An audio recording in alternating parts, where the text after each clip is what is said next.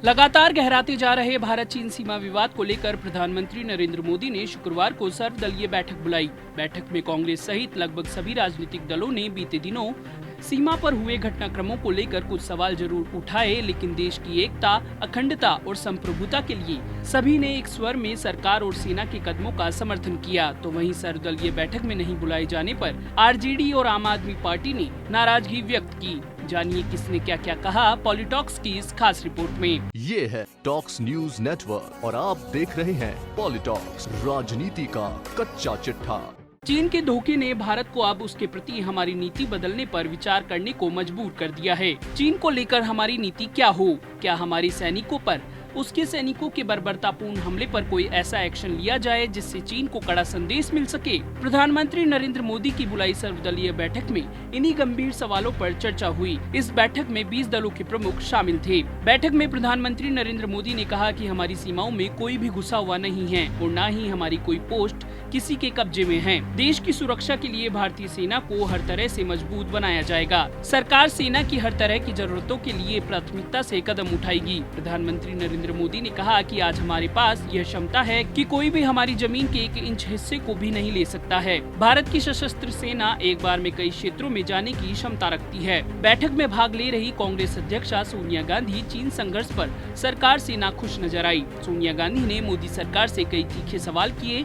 सोनिया गांधी ने कहा कि सरकार की ओर से बुलाई गई सर्वदलीय बैठक बहुत पहले हो जानी चाहिए थी। इस समय भी हम सभी राजनीतिक दल अंधेरे में हैं। उन्होंने सरकार से पूछा कि चीनी सैनिकों ने किस तारीख को घुसपैठ की, सरकार ने कब बदलाव के बारे में पता लगाया और क्या सरकार को सैटेलाइट पिक्स नहीं मिले? क्या खुफिया विभाग ने असामान्य गतिविधि की जानकारी नहीं दी है? राष्ट्र को आश्वासन की जरूरत है कि यथास्थिति बहाल हो। माउंटेन स्ट्राइक कोर की वर्तमान स्थिति क्या है? सोनिया गांधी ने ऐसे ही कई सवाल सरकार से करते हुए कहा कि चीन सीमा विवाद से जुड़े सभी पहलुओं की विपक्षी दलों को नियमित रूप से जानकारी दी जानी चाहिए। वहीं सर्वदलीय बैठक में बीजेपी से अलग होकर महाराष्ट्र में सरकार बनाने वाले शिवसेना प्रमुख उद्धव ठाकरे ने मोदी सरकार पर भरोसा जताया। उद्धव ठाकरे ने कहा कि हमारी सरकार आंखें निकालकर हाथ में देने की क्षमता रखती है। वही बैठक में महाराष्ट्र सरकार में शिवसेना के सहयोगी दल एनसीपी ने भी प्रधानमंत्री मोदी के प्रति अपना समर्थन जताया। इसके साथ ही एनसीपी प्रमुख शरद पवार ने चीन के सामने सैनिकों को निहत्थे भेजे जाने के राहुल गांधी के सवाल पर उन्हें आईना भी दिखाया।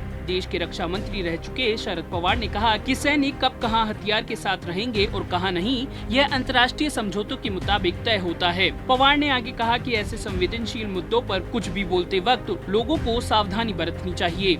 बैठक में रक्षा मंत्री राजनाथ सिंह ने गलवान घाटी में हुई हिंसक झड़प के बारे में विस्तार से जानकारी दी और साथ ही LAC की वर्तमान स्थिति के बारे में भी बताया। राजनाथ सिंह ने देश की सीमाओं की सुरक्षा के लिए सैन्य बलों द्वारा उठाए जा रहे कदमों के बारे में भी बताया। वहीं विदेश मंत्री ने चीन के मसले को लेकर उठाए जा रहे कूटनीतिक और राजनीतिक कदमों की जानकारी दी। सर्वदलीय बैठक में सोनिया गांधी, ममता बनर्जी, नीतीश कुमार, उद्धव ठाकरे, नवीन पटनायक और मायावती समेत कई अन्य नेता शामिल हुए। बैठक की शुरुआत में पीएम मोदी ने गलवान घाटी में शहीद हुए जवानों को श्रद्धांजलि अर्पित की। पीएम मोदी के साथ अन्य नेताओं ने भी गलवान घाटी में शहीद हुए जवानों को श्रद्धांजलि दी। सर्वदलीय बैठक में न बुलाए जाने से नाराज आप सांसद संजय सिंह ने कहा कि ये बहुत दुर्भाग्यपूर्ण है कि ऐसे राष्ट्रीय संकट के समय में एक ऐसी पार्टी जिसके मुख्यमंत्री को दिल्ली की जनता ने 3 बार चुना है, उसे नहीं बुलाया गया।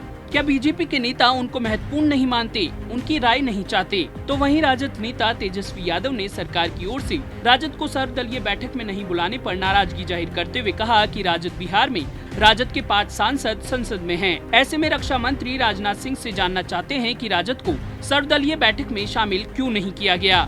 पॉलिटॉक्स ब्यूरो, दिल्ली।